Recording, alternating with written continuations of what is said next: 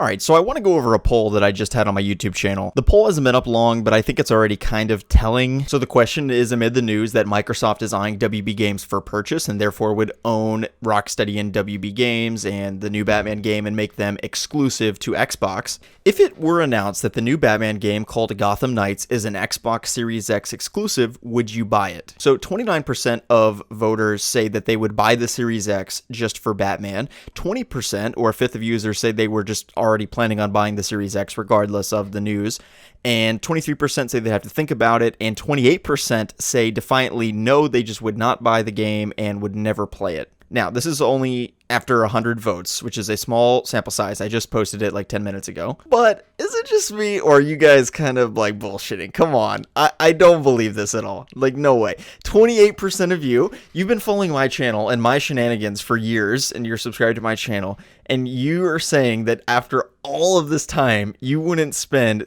well, I guess I was going to say $300. It's really like $450 to play the new Batman game, or just pick your second favorite choice of a console to play it.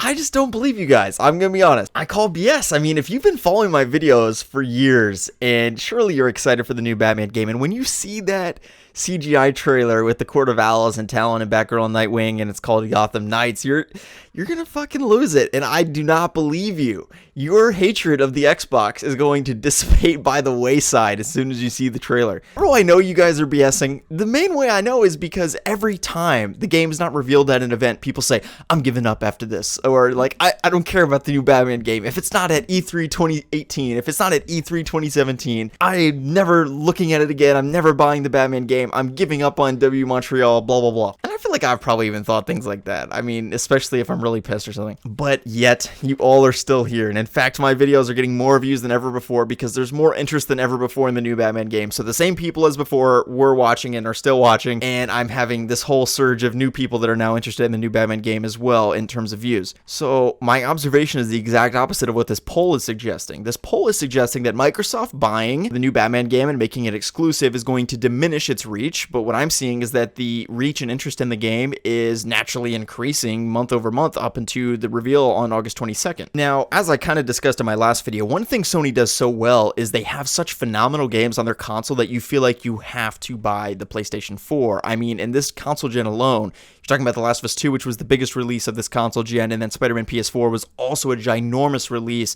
A lot of superhero fans, myself included, and fans of the first Last of Us, kind of feel like you would buy a PlayStation 4 just to play those few main and sort of generational games of that console generation. Even just for Spider-Man PS4 and The Last of Us, and maybe Uncharted, we can throw that in there as well. And there are many other exclusive games beyond those three, but those are probably the most prominent.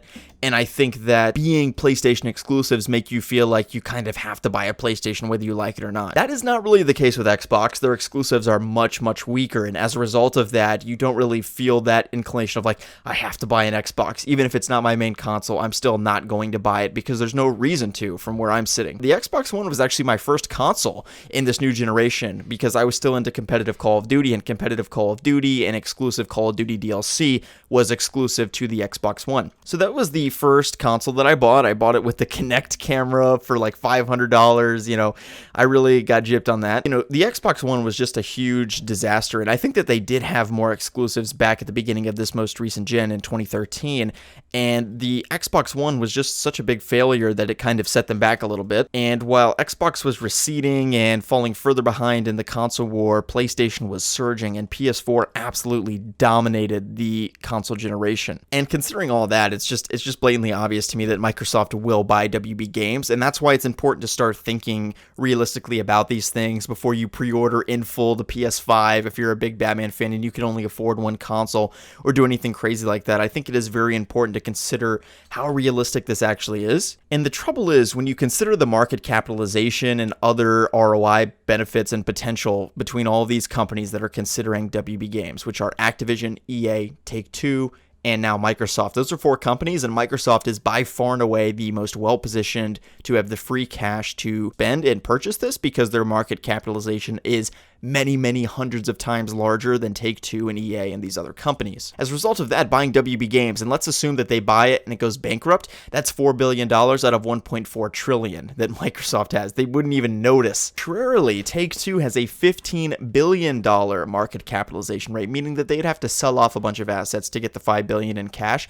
And if WB fails, which would be owned under Take-Two, they could potentially go bankrupt because they were losing a third of their market cap. I mentioned Microsoft wouldn't even notice. They wouldn't even blink if they lost WB Games overnight after spending $4 billion on it. And then let's discuss the potential upsides. As I've discussed in 2 previous videos, every single trailer that you see for Xbox is going to mention Batman. Batman's going to be in every single Xbox trailer you see, which is a huge selling point. Batman is the most popular character probably on the planet alongside Spider-Man and Superman. As a result of that, that would be a huge brand lift for the Xbox Series X, which is struggling. I made a joke, it's basically a refrigerator with nothing in it. I mean, literally, there's no exclusive games on the console to be excited about. It looks like a refrigerator or some nightstand. It looks really, really hideous and ugly. It's going to be $450. It's going to be very expensive, just like the Xbox One was at launch, and there's no exclusive games on it. Does it sound like a great deal? No, of course it doesn't. They're going to get obliterated in the console war without this purchase, and that's what makes it so clear to me they're going to buy it. They're going to buy out MK. They're going to buy out the new Batman game. They're going to buy out Rocksteady.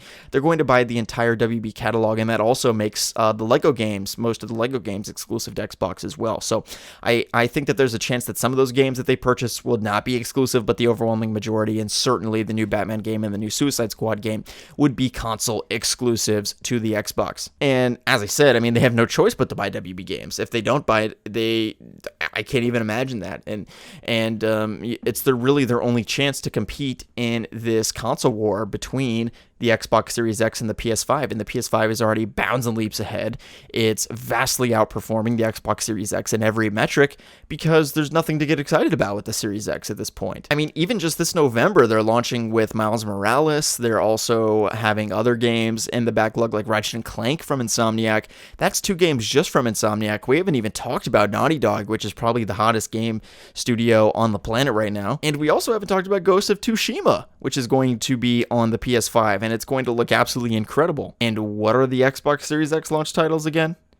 Exactly. Even if there is a name that you have in your head, it's still nothing as big as any of the games that I just mentioned. They're not going to push consoles. I will buy the PS5 purely to play Miles Morales. There is no reason for me to buy the Xbox Series X. There's no justification that I can make in the same way. And as I mentioned in previous commentaries, it is all about the games and the exclusives.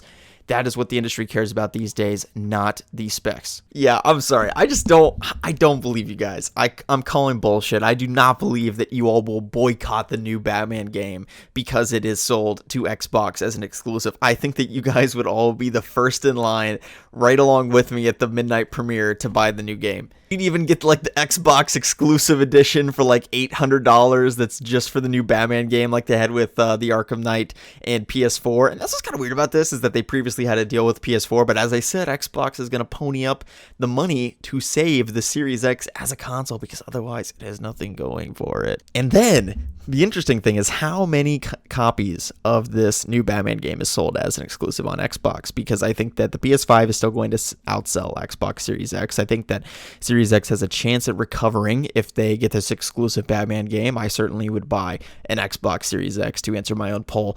I certainly would, and I think that almost all of you guys would as well. And I would be very curious to see the sales figures because it would not just be a competition of Xbox versus PlayStation, but also a competition of Batman versus Spider-Man.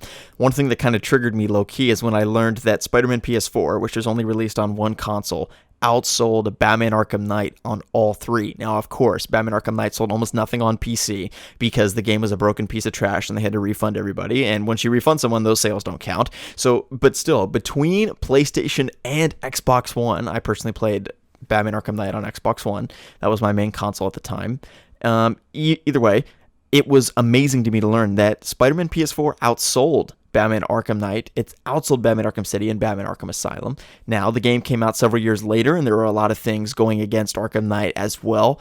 But I was kind of amazed to see that because I feel like the Batman Arkham franchise is iconic. This was the first game in a Spider-Man trilogy from Insomniac. And I think that Batman is more popular as a character in the United States. I don't have any data to support this. It just seems empirically, at least in the world that I live in, that's potentially why I feel that way. There are a lot of Spidey fans, there are a lot of Batman fans, but I was just very surprised to see that Spider-Man PS4 basically lapped the sales of Batman Arkham Knight, selling more on just one console than Arkham Knight sold on 3 consoles. I'm just genuinely curious which game would sell more. I think that the PS5 is going to sell more as a system, and therefore that game will be at an inherent advantage with Spider-Man.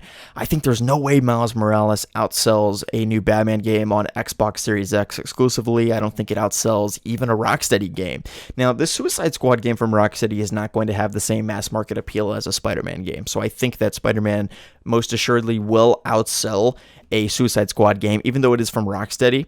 That kind of highlights why it was a bit of a poor choice for Rocksteady to go with this game, because it doesn't really match what they could be doing next, as opposed to Superman, which could elevate their brand even higher and be a more legendary studio. Suicide Squad is just a step back in terms of appeal. Fewer people know who Suicide Squad is as compared to Batman, Superman, or Spider-Man. So I think that even though objectively it's their choice, and I think they probably made the best decision to make the best game that they could with all their options, including a Superman game was most assuredly on the table as an option. I really do trust their judgment in that sense, but I do think objectively it's a bit disappointing and a bit of a downgrade to go from working on an iconic Batman trilogy, which is now one of the most iconic trilogies in all of video games, and sort of abandoning that to go to Suicide Squad, which is a B-list team. Batman is an A-list character. He's one of the most popular characters in entertainment history. Suicide Squad is a B-list team that is known for a mediocre movie that is the most mainstream interpretation of them to this date. That, again, is not to say I'm not excited for the game or that it may not be the best choice. I genuinely believe them and trust them with whatever choice they made. It's just that I am a little skeptical. I genuinely want Rocksteady to be in that pantheon. It bothers me that Sucker Punch and Insomniac and these studios are considered in that pantheon of like the top 3 best studios working today. And it frustrates me that Rocksteady's not in there, because I think that they are. They certainly have weaknesses in the storytelling department that I think they're hopefully improving with this game. And they are continually getting better. Arkham Knight has almost perfect gameplay. And they're just a phenomenal, incredible studio. I think that they're severely underrated, and I want to see them in that top 3 of what everyone agrees is just one of the 3 best gaming studios working today. And I think it's going to be a little difficult for them to ascertain that level of status, because not that many people are going to care about a Suicide Squad game compared to something like The Last of Us 2, or compared to something like a new Batman game or a new Superman game.